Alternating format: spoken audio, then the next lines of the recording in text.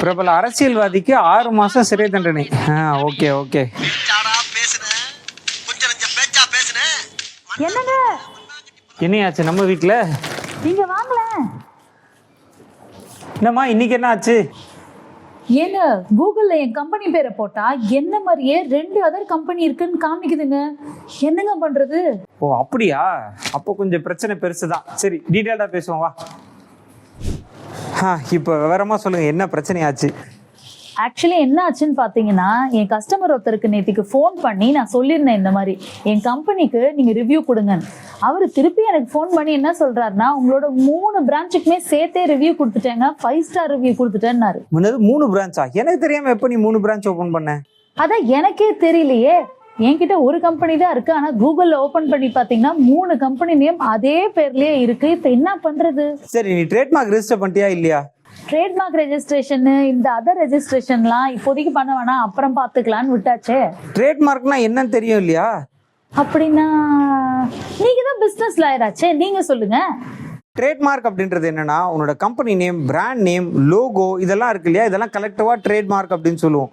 Trademark registration அப்படின்றது central government இப்போ நீ யூஸ் பண்ணக்கூடிய கம்பெனி நேம், பிராண்ட் நேம் இதெல்லாம் உனக்கு மட்டும்தான் சொந்தம் அப்படின்னு கொடுக்கறது தான் ட்ரேட்மார்க் ரெஜிஸ்ட்ரேஷன். இந்த ரெஜிஸ்ட்ரேஷன் வாங்கிட்ட அப்படின்னா இந்த பேரை வேற யாருமே உன்னோட அனுமதி இல்லாம பயன்படுத்த முடியாது. ஓகே ஓகே ஓகே புரிஞ்சிருச்சு. இந்த கம்பெனி நேம்னா என்ன, பிராண்ட் நேம்னா என்ன, என்ன டிஃபரன்ஸ்? கம்பெனி நேம் அப்படின்றது உன்னோட கரண்ட் அக்கௌண்ட்ல, லைசன்ஸ்ல இது எல்லாத்தையும் நீ வந்து ரெஜிஸ்டர் பண்ணியிருப்ப இல்லையா, அதுதான் கம்பெனி நேம். பிராண்ட் நேம் அப்படின்றது இப்போ உதாரணத்துக்கு இப்போ ஒரு கோகோ கோலா இந்தியா இருக்காங்கன்னா அந்த Coca Cola India private limited அந்த கம்பெனியோட பேர். பிராண்ட் அப்படின்றது அவங்க நிறைய ப்ராடக்ட்ஸ் வச்சிருப்பாங்க. இப்போ கோகோ கோலா ஒரு பிராண்டு, அதே மாதிரி ஃபேண்டா, ஸ்ப்ரைட் இதெல்லாம் அவங்களோட பிராண்ட் நேம். ஸோ இந்த கம்பெனி நேம், பிராண்ட் நேம் எல்லாத்தையுமே ட்ரேட்மார்க்கோட ரெஜிஸ்டர் பண்ணிக்கலாம். சரி இப்போ நான் ட்ரேட்மார்க்கே வாங்கல, என் கம்பெனிக்கு என்ன ஆகும்? ட்ரேட்மார்க் ரெஜிஸ்டர் பண்ணல அப்படின்னா ஒரு சில பிரச்சனைகள்லாம் வரும். என்ன அப்படின்னா, இப்போ நீ வந்து உன்னோட கம்பெனி நேம் வந்து இதுதான் அப்படின்னு ஃபிக்ஸ் பண்ணி அதை நிறைய அட்வர்டைஸ் பண்ணி ப்ரொமோட்லாம் பண்ணியிருப்பேன்.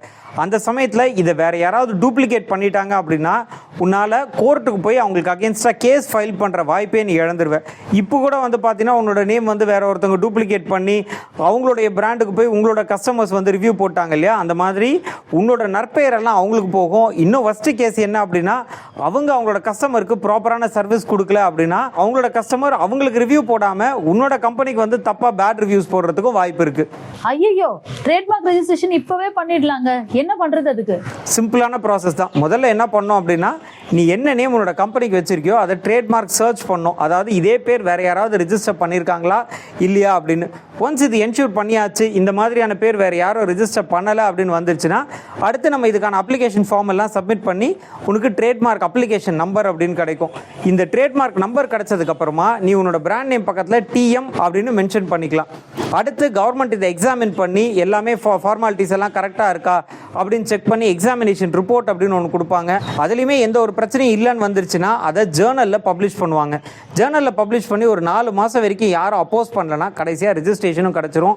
அதுக்கப்புறமா அந்த டிஎம் அப்படின்றதுக்கு பதிலாக ஆர் அப்படின்னு மாற்றிக்கலாம். சரி இதெல்லாம் சொல்லிட்டீங்க, அந்த கூகுளில் இன்னும் 2 கம்பெனி இருக்கே, அதை ரிமூவ் பண்ணுறதுக்கு என்ன பண்ணுறது?